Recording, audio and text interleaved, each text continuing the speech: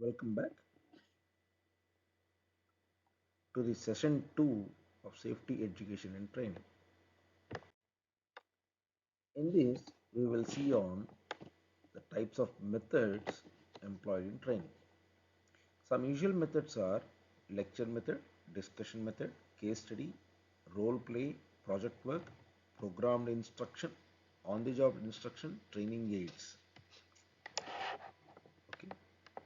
The, the rest are given as an what do you call value addition to each as an example to each method. Now, looking at all those things, the method, types of method, which one is the best? Appropriate method should be selected depending upon the size, age, and experience of the group. Here, the group means how many people are attending the training session, the amount of material, type of presentation necessary, time and money available. Of course, selection of method requires skill and experience. Result of effectiveness depends upon it. So the methods what we have discussed, let's see a brief on that. Lecture method. It is the oldest and most basic method.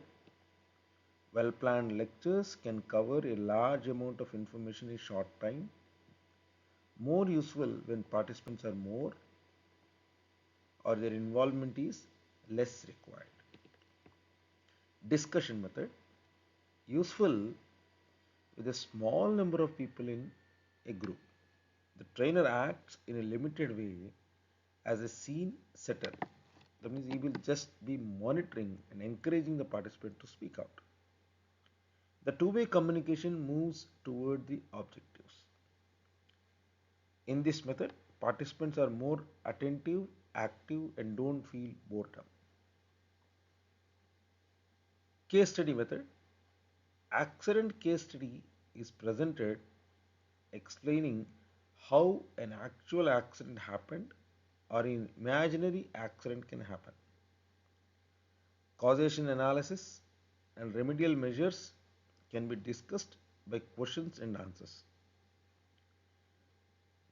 Good pictures are more useful to explain the situation effectively. Fourth one is role playing method. In this, instead of just discussing about the problem, the participants resolve the problem by acting out the roles of the people. Here, the problem means a case study will be given or a problem will be given to the participants and asked to come out with a solution. Business games method, more useful for business people and skill required for the safety attitude or inspection in buying selling items which are more safe or with details of safety. Of course, sending at training centers where there is an opportunity to attend institutes, seminars, workshops, special courses, etc., utilizes external resources for required training. Job instruction training useful to train supervisors who in turn train the employees. It involves four steps: preparing the trainee, demonstrating the job, having the trainee perform the job, checking frequently the trainee's performance. All new job assignments should be preceded by the on the job training. See again, one more training is being shown, it is OJT. Each step of the job safety analysis is explained with hazard, safe procedure, and use of safety equipment. Use of guards and controls are also explained. Programmed instructions are given in a book form. That means it is ready-made material. A trainee learns it, answers the question, or solves the problem. The system has mechanism of learning, checking, and relearning. Sometimes we see these are programmed in kiosk, wherein you take a programmed quiz and you again you check your marks, you relearn until you get master in it. Project work, project writing is given to trainees. They apply their knowledge to practical situations. Other methods involve job rotation, committed assignments, HRT training, sensitivity training, creativity training, in-basket training, etc. So, safety training, types of safety training are formal and informal. Formal training may be general or specific. Some general training includes induction courses for new employees, ongoing safety training, safety representative training, supervisory training, senior middle management training, and directors training. Specific training includes safety system of work for particular operations which involve potential hazard. First aid training, specific items of plant or equipment, use of protective equipment, fire precautions, safety inspections, change of job for which a worker is not trained, role of workers in emergency planning, techniques of safety audit, HAZAP, HAZAN, FTA, ETA, etc. Safety permit system. In continuation to that, orientation or induction training, apprentice training, on the job training, off the job training, vestibule training, individual and team simulations, team build training, individualized or programmed instructions, modern methods of training. Other types involve technical training, HRD, safety training, productivity or creativity training, voice training, ISO training, computer training, customer training, supervisors training, training for the trainers, etc. or training for trainers. These are the typical types of training. So, training of workers and supervisors involve safety training should begin with every new worker and continue till he is in the service. Success steps may be increased. That means, on and off whenever required, refresher training is also required. Japanese system of weekly training, that is one day in each week, is the best example of such training. The type of training, frequency, content, and trainer may vary according to the need and type of the industry. Training to new workers, irrespective of the previous experience, he should be taught of the following: safety policy, rules, and practice of the company, provisions for the safety committee. Second, workers' duties and rights under the Factories Act and other safety statutes. Third, emergency signals and their meanings. Fourth, observance of warning signs and symbols. Fifth, location of means of access, phones, fire alarms and extinguishers, emergency exits and procedures, first aid in ambulance room, safety office, assembly points, etc. Sixth, types of protective equipment, they need and practice to wear them. Seventh, types of hazards of his job and safeguards provided and to be maintained. Eighth, safe practices and full job instruction for his job. Ninth, codes and standards should be followed. 10, records should be filled in. 11th, means of reporting hazards, absence of guard or defensive equipment. 12th, need for good housekeeping.